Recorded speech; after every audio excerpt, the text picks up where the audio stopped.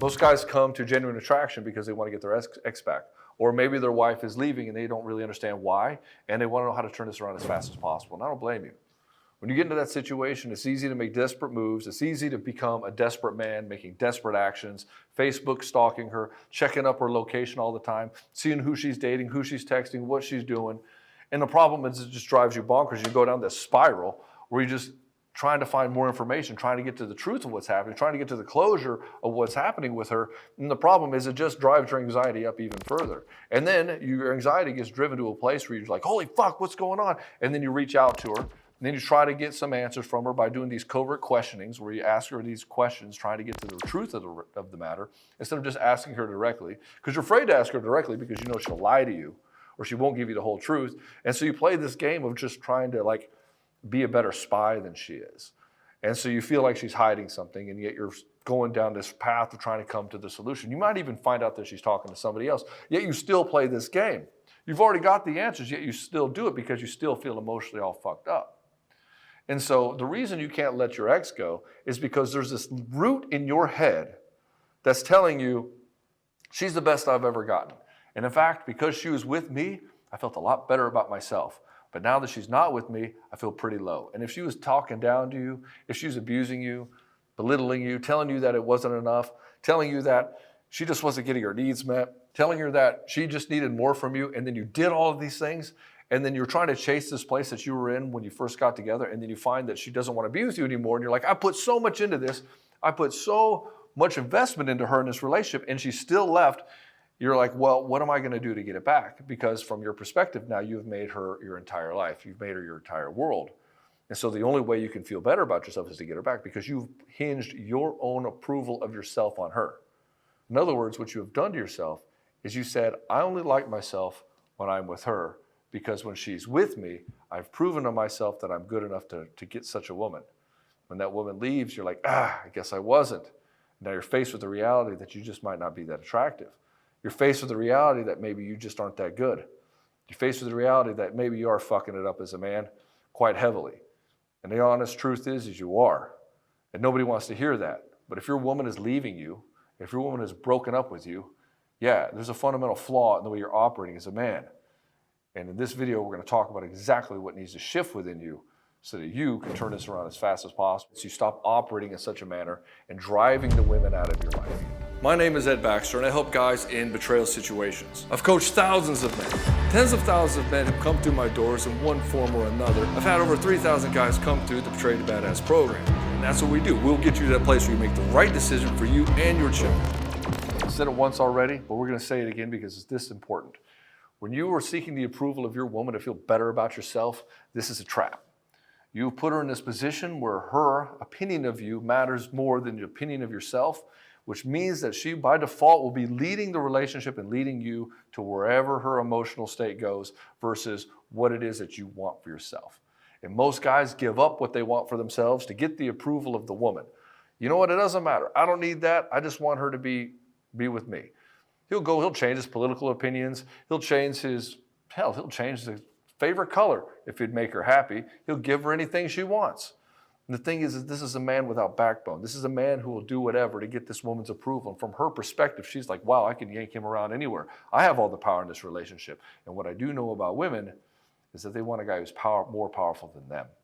And if you are this guy who's just giving yourself up to be the approval, to just get the approval of a woman, you're fucked already. It's not going to work.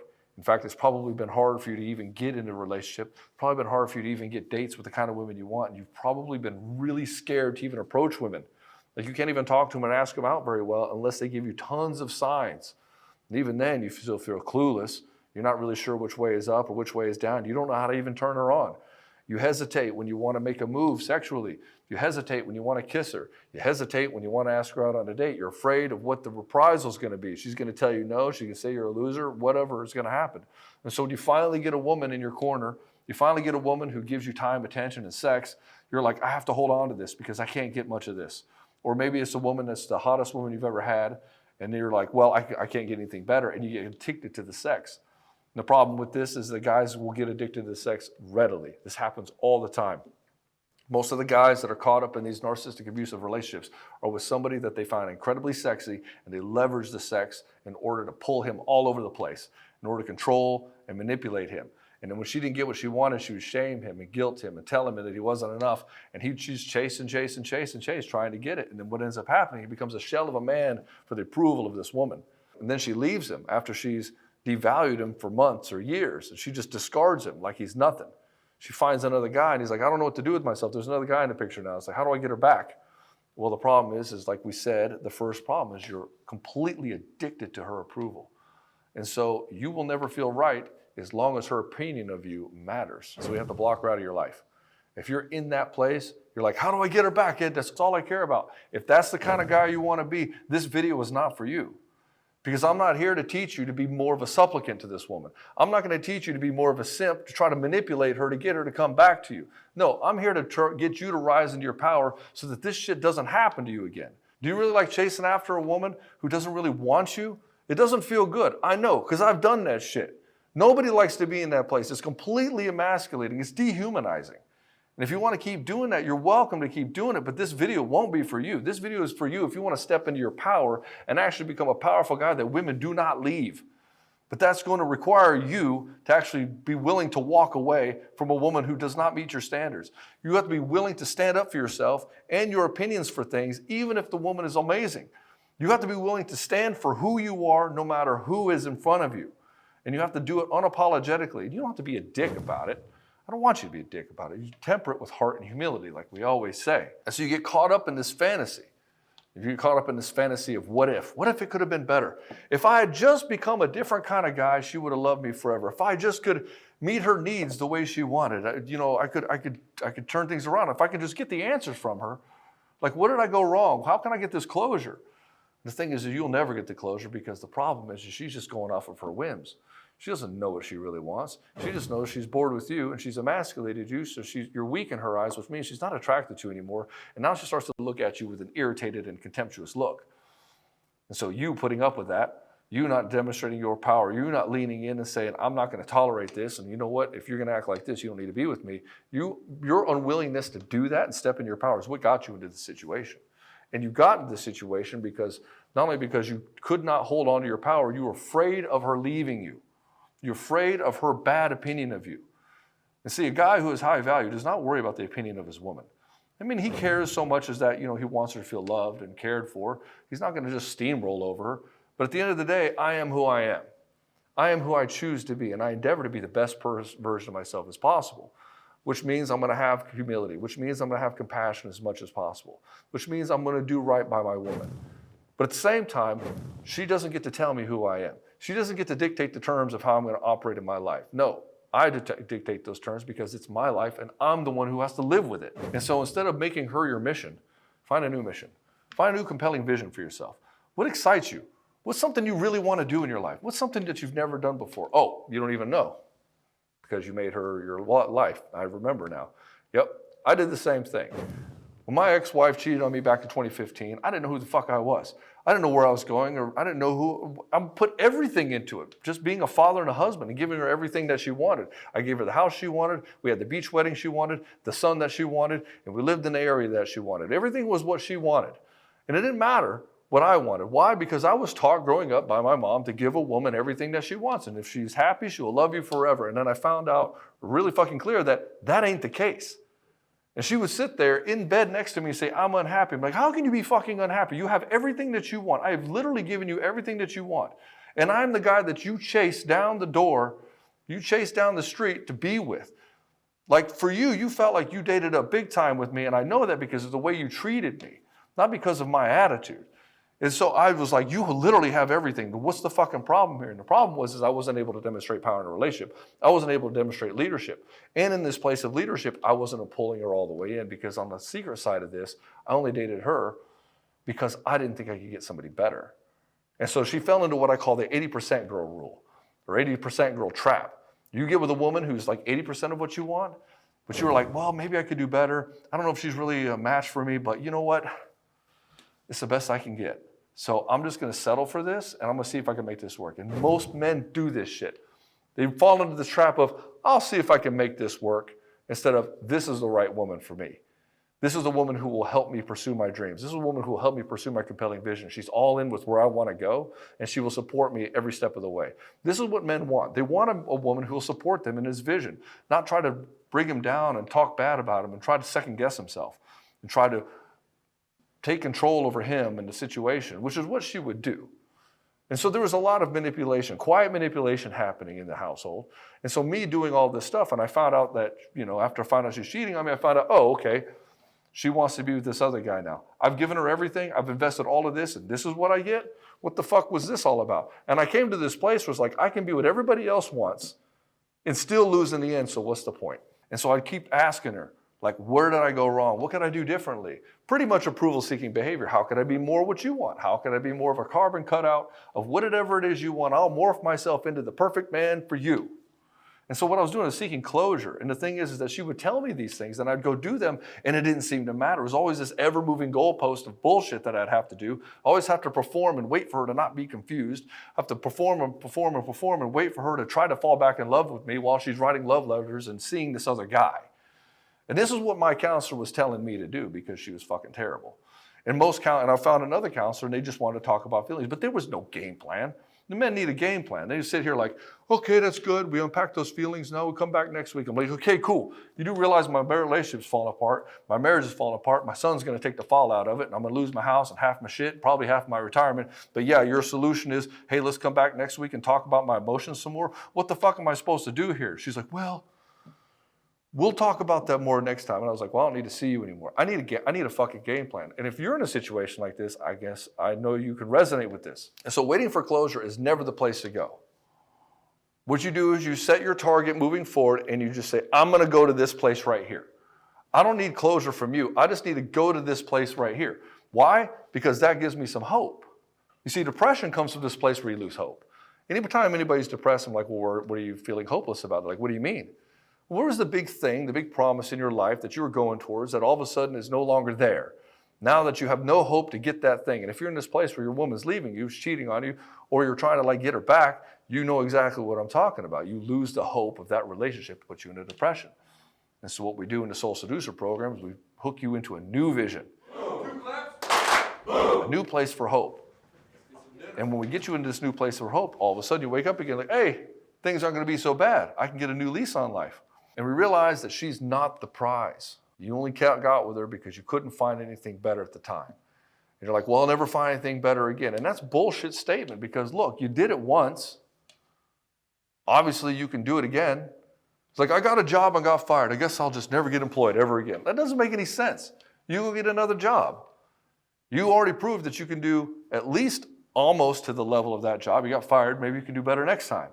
And so it's this logical fallacy that you can't do better. It's a logical fallacy. You can go at least do as well as you did before, but now you've learned some shit. And so by default, you're going to do better. And sitting in this victim place of like, everything's terrible, I'm not going to find better, this is the worst thing ever, I've just lost the love of my life, is bullshit. It's just you feeling sorry for yourself and not facing the reality that you're going to have to change massively. And so you can sit there in this pity party, or you could decide, hey, I'm going to change massively. It's like, well, I'll get around to it. It's like, why would you wait? Like, if I had a path to retire in 5 years, why would I take 30 years to do it? That's ridiculous. I would do it now so I could have those 30 years to enjoy the retirement. This is the same thing here. If you know what the target is, you know where you got to go now. That's going to pull you out of your depression faster than anything else, having some sort of compelling vision to move forward and going as fast as possible. And so instead of sitting here in this place where you're depressed and wondering what you should do, you could replace all that time and mental energy on how to come up with solutions and moving forward. And so she isn't the prize here. The prize is you. You are your own biggest investment. This woman was not a fucking investment. You poured all this time and energy into her and she fell apart, didn't want to be with you. That's not an investment. That was a sunk cost. That's like buying a car that depreciated over time. That's not a fucking investment. Like, yeah, but it's a classic car. Yeah, but it's still fucking old. So why don't you invest in yourself so that what happens is that the next woman that comes is even better. And the process is we date this woman who's better than the last, then the next one, and the next one. We upgrade every time.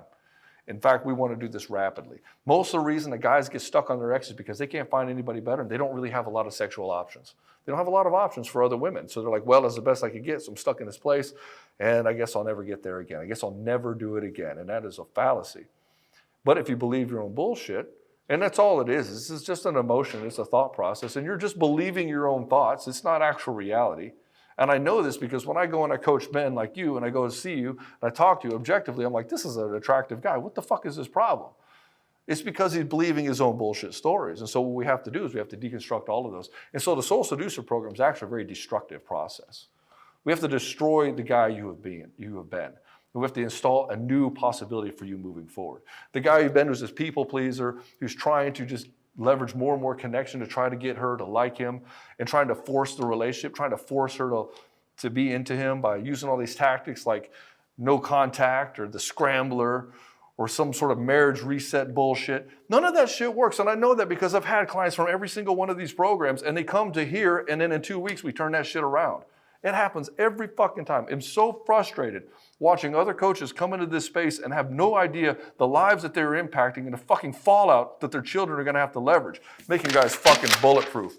And really what we found out was guys were not bulletproof. They became bullet sponges for all their women's toxic fucking bullshit. And they're not leveraging power. What they're doing is they're leveraging more fucking weak ass shit, and the woman just keeps driving further and further away. These guys are hooked in it. Well, if she gets all of her shit unpacked and unloaded on me, she'll finally understand. It's like, dude, you're dealing with a narcissistic abuse relationship right here. This is not going to turn it around. All you're doing is enabling this woman to abuse you further, and you're installing that programming into your fucking children. You know, seduction is an imitation. You can't force a woman to love you, but you can be an enticing, powerful fucking man. You can be the best thing that she has ever fucking seen. Why?